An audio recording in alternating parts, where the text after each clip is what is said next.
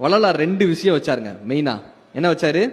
அணையா அடுப்பு, அணையா விளக்கு. என்ன தெரியுமா அர்த்தம்?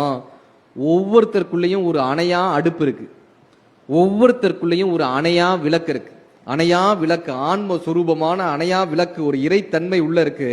இந்த இறைத்தன்மையை அடைவதற்கு என்னப்பா பண்ணணும்னா, ஒவ்வொருத்தர் வயிற்றில் இருக்கக்கூடிய அணையா அடுப்பு என்னப்பா, அந்த அணையா அடுப்பு பசி என்னும் பெருந்தீய இந்த இறைவன் வயிற்றுல வச்சு அடைச்சு அனுப்பிட்டான்ல, ஒவ்வொருத்தரினுடைய வயிற்றில் இருக்கக்கூடிய அந்த அணையா அடுப்பை நீங்கள் அணைக்கும் போது உங்களுக்குள் இருக்கக்கூடிய அணையா விளக்கு பிரகாசமாக எரிய தொடங்குகிறதுன்றத வள்ளலார் ரெண்டு கான்செப்ட்ல கொடுத்துட்டு போனார்.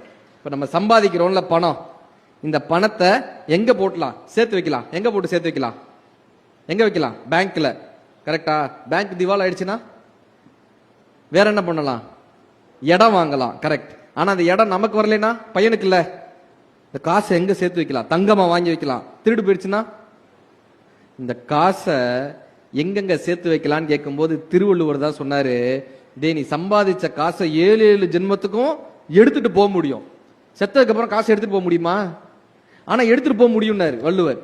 எப்படி பாடினா, அற்றார் அலிபசி தீர்த்தார் அஃதொருவருக்கு பெற்றார் பொருள் வை புலி. என்ன தெரியுமா?